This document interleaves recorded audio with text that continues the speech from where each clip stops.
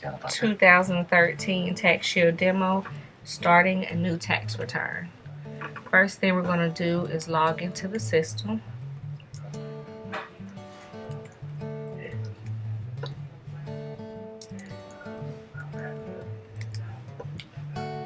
Alright, in the new system, you're going to, from your work in progress screen, which is this screen, you're going to hit add new. When you go to add new, it will prompt you to enter a social and then re-enter. So for demo purposes, we're just going to make one up.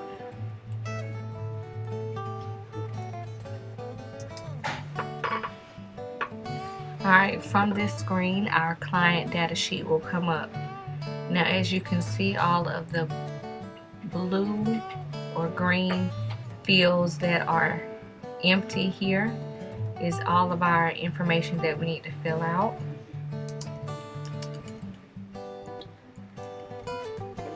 Alright, dependent. This dependent actually means if the taxpayer can be claimed by someone else, then you will put an X in the box. If not, you will just leave it blank. If they are blind or disabled, then you will put an X in these two boxes.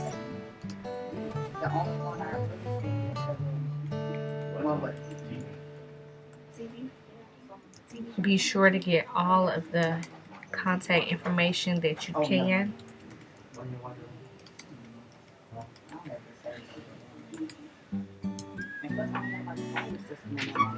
Alright, email address can be used to email tax returns.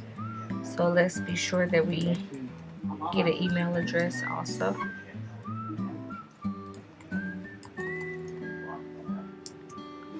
Alright, this text message button, if there is a cell phone number placed in this field here and you put an X in the text message box, when the check comes to the office, they will be sent a text message. You can also send out reminders at the beginning of tax season to come in and file early. But after checking this box, you need to do cell phone carrier. You can go down to the, once you're in the field, go down to choices, choose their provider, click OK. Preferred contact.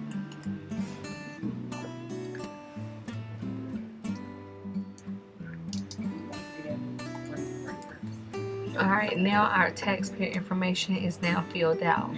Filing status. If you look at the bottom, you can either do 1 for single, 2 for married filing joint, 3 married filing separate, 4 head of household, 5 widower.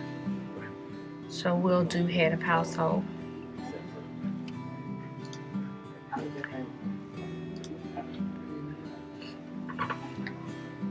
Spouse's information will be skipped. Address information. Okay. If your client wants direct deposit, you can go under bank name, and down here in our corner we will hit choices. If the bank is in there, you can just simply click on it. Okay. Then you will put their account number in.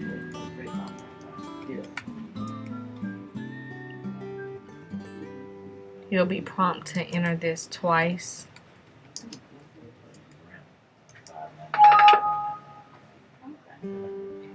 And you notice if the account number does not match when you type it in twice, it does not allow you to go on.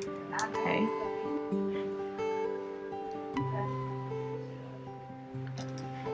Alright, client referral type. You can use this field to keep up with who has been referred to you by what person, if they were a walk-in, and you would just hit choices.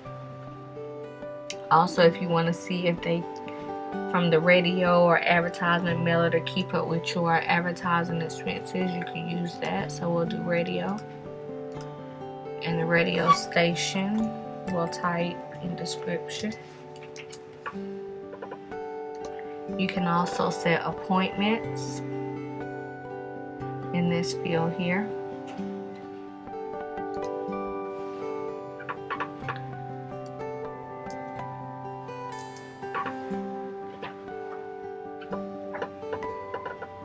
Then in the dependent box, where it says children or other qualifying individuals, is where you would type in all dependents.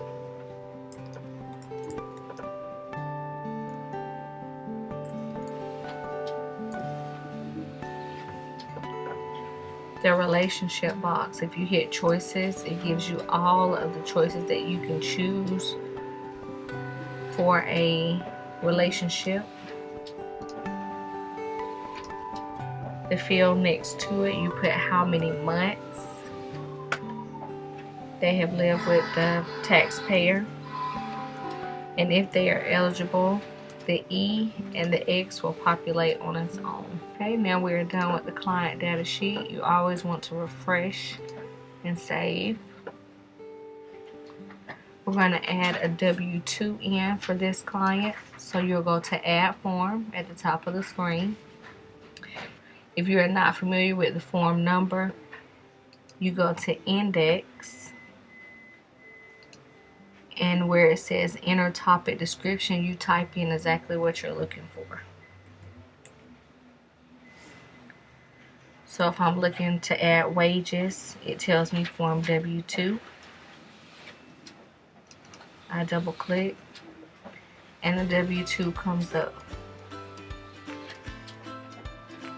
From this point, you just need to mirror the W-2 that you have in front of you that you received from the taxpayer.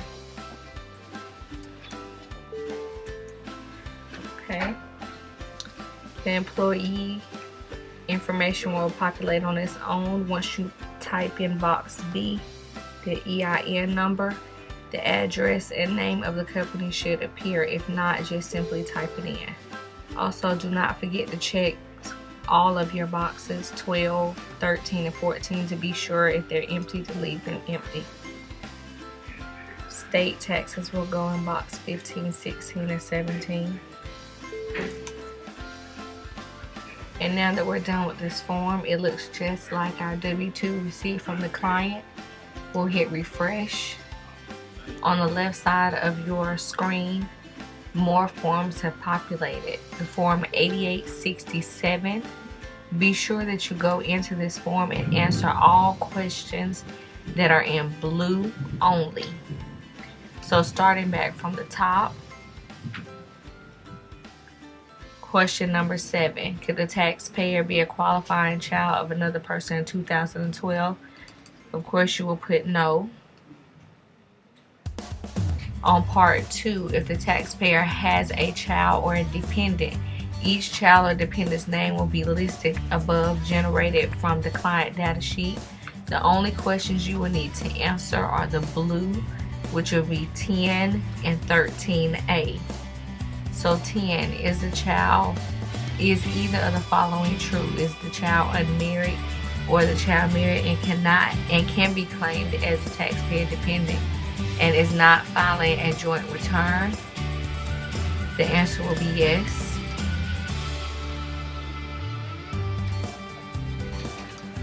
Number 13, could any other person check yes on lines 9, 10, 11, and 12 of the child?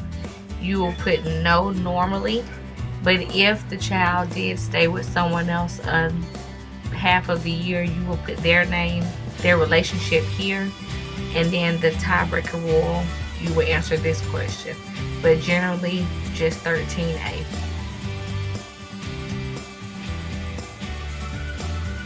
Part 3 is if a taxpayer does not have a qualifying child or does not have any dependents, you will answer questions 16 and 18.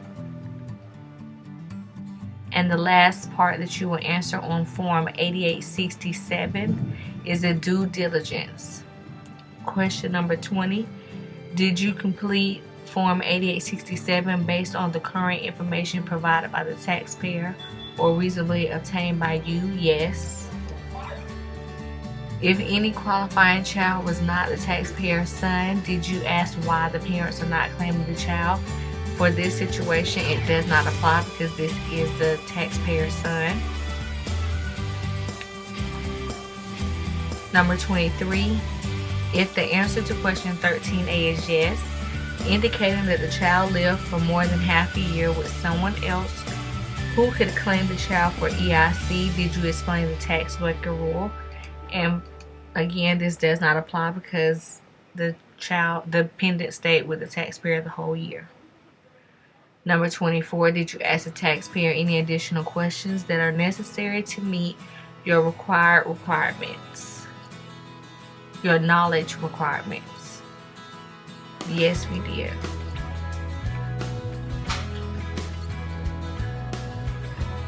Number 25, did you document any additional questions you asked and your client's answer? Yes, we did.